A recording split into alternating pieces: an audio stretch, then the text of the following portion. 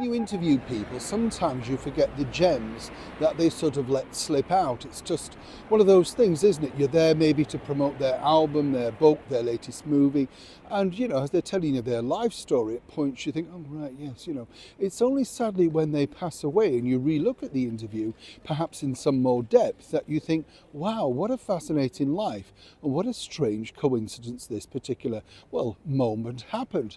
This is exactly what happened to me when I interviewed the late and brilliant Laurie Holloway. And Laurie was one of these people, you know, he didn't really blow his own trumpet, even though he was a piano player, musical director extraordinaire. To many people, of course, known thanks to the Michael Parkinson Show, but also some brilliant theme tunes too. What was fascinating though was this little gem, because as he was talking about his early life and literally coming from Oldham in Lancashire and how he got his big break, well then he pointed out he'd actually deviated a little bit from the world of music. And this is apparently the person that he shared, well, a close friendship with, right until that person also sadly passed away late last year. We're talking, of course, about the former Labour Party deputy, John Prescott. Now, I used to see John quite regularly round the corner from my studios here in the very heart of London. I was waiting at the bus and he came in one of his Jags. I was promptly dropped off at Palace Gardens, oh, one of those wonderful flats. But he did work hard to get where he eventually landed, did Lord Prescott, as Laurie points out. When you sat down, did you instantly think, oh, I've got a knack for this, or was it in the family? Was somebody else genetically musical? We were very fortunate for two things. Number one, we had a piano. Not everybody had a piano. No, it was a luxury in a way. Yeah. And my dad played by ear. I've got an older brother who also played, but he was 12 years older, so I don't remember much about that. And it was his birthday the other day, he's 92. Wow. Fit as a fiddle. But I went to a teacher down the road, Mr. Emmett, from being 7 to 11. You never forget them, do you? No. He was marvellous. And the good thing about it was that he taught me theory of music before he let me touch the piano. I knew what the notes were on the clefs. And at 11 he said, that's it, I can't teach you anymore. So my aunt then found me a classical teacher, Miss Starkey. And I went from 11 to 16 until I turned pro, learning classical music, which held me in good stead. So I only had two teachers, but they were brilliant, both of them. Do you know, I'm glad you've touched on classical, because all great musicians that I've met, they all do have that classical background. For instance, Neil Sedaka, who I think is a very brilliant songwriter, but he, you know, the background he was on was classical. Do you think that's the key to, you know, in later life, even when you want to become commercial popular, you know? Well, if you do what I did, went into studios, you'd go in at 10 in the morning and they put the music in front of you. So you have to read it.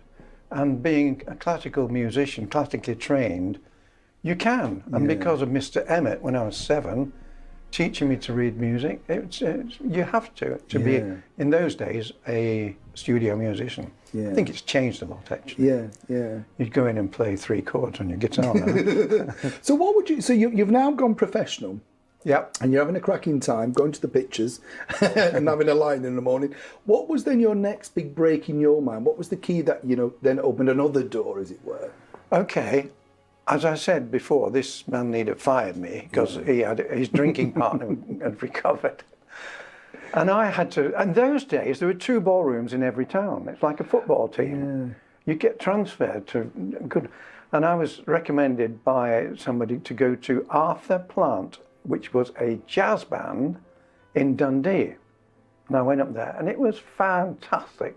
And now I'm playing jazz, Billy May arrangements and Nelson Riddle arrangements.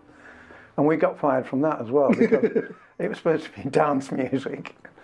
Do you ever think there's a train going here? I think that was the last time. So we auditioned for Mr. Giraldo, who was the musical director of Cunard. And we got the job. And I went on the boats for a year.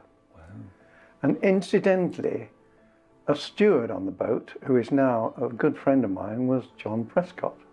On the same ship. Same time, We didn't meet then, but people say, how do you two know each other? Because we are a bit disparate, you know. I say, well, we're on the same ship together. I was a piano player and he was a waiter. And then he became a shop steward, and then he became a member of Parliament, then he became Deputy Prime Minister, then he became Lord Prescott. Yeah. I'm still a piano player. He quite likes that. You've not done bad though. Strange, isn't it? How friendships and all that sort of thing develop. And sometimes, you know, people say, well, why do you sit down with these people for so long? And my thing would be they have such fascinating stories, and not everything's about their latest project. That's just the thing in the moment. And as you can see from somebody like Laurie, who had just an incredible career, you know, performing and being musical MD for some of the greatest, including Hollywood legends and the wonderful Judy Garland, only in a very young age at the world famous London Palladium.